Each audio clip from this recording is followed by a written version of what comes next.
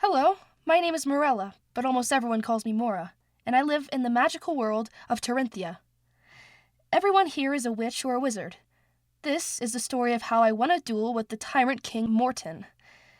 It all started with a placement test on career week at my high school. Thinking that the test was easy and didn't mean much, I blew through it. But instead, I completely bombed the test and got one of the worst careers one could get, school janitor. Completely furious, I accidentally turned the classroom into a jungle. So when I got home, my mother gave me a brilliant idea. Go to the castle and challenge the king. The next day I got up, got dressed, went downstairs, and sat down for breakfast. The whole time I was eating, I thought about going up to the castle to ask Morton to duel me. When I finished, I decided to go. I waved my parents goodbye, got in the next broom to the castle, and was on my way. When I got there, I went up to the front door and said to the guard, "I need to see King Morton immediately." The door opened and I walked in. "He's in the throne room down that hall," the guard said lazily. I started walking down the hall the guard directed me towards, looking at each door sign until I came to the one that said throne room. There were 2 guards standing at the door. "What is your business?" One guard said. "I need to talk to King Morton." I said. "Wait right here." The other guard said, also very lazily, as he walked into the throne room. I waited a while until he came back out. "You may go in," he said. I went into the room, walked down the long length of hall, and heard a loud voice saying, "Come in. And what do you come here for? But first, what is your name, please?" Morton asked. "I am Morella Rose Spellwind and would like to have a duel with you, and whoever wins is the new ruler of Tarinthia." I said very fast. Morton was then handed a folder with my name on it. Daughter of Cuthbert Augustus Spellwyn and Lursa Marla Spellwyn. I think this is a new record. Did your mother put you up to this? "No." I said to my shoes. Then what did? He said with a snicker. I didn't like the job I got in my career test, and you said at the assembly that we could be the ruler, so that's how I got here, Your Highness." "Okay, so I lied a bit, but I didn't want my mother to get hurt." I see you got school janitor. I see why you don't want it. I would have done the same thing too, Morella. Okay, I will duel you. My heart felt like it was about to burst out of my chest. But you will need a tutor. It says here that you're still a 5th-year student. You'll need to be a 7th-year student and be at least 17 years old. And you're only 15. He was given another folder that had the top-rated schools on it. Grodauths. As he said this, an old wizard with a very long silver beard came forward.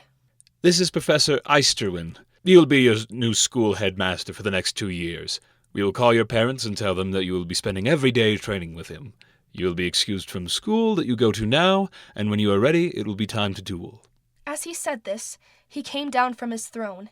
As he turned to exit, I started walking out of the room with Professor Eisterwin, and as I left, I could hear an echo saying with a sarcastic sort of voice, "Good luck." 2 years passed, and it was finally time. I was 18 and in my 7th year. "I'm now strong enough to fight Morton. You." I repeated to myself as I waited backstage. Right before the duel was about to start, Professor Eisterwin took me by the hand and whispered very quickly something important. "I should have told you this before, but you and King Morton have the same wand course, a single unicorn tail hair.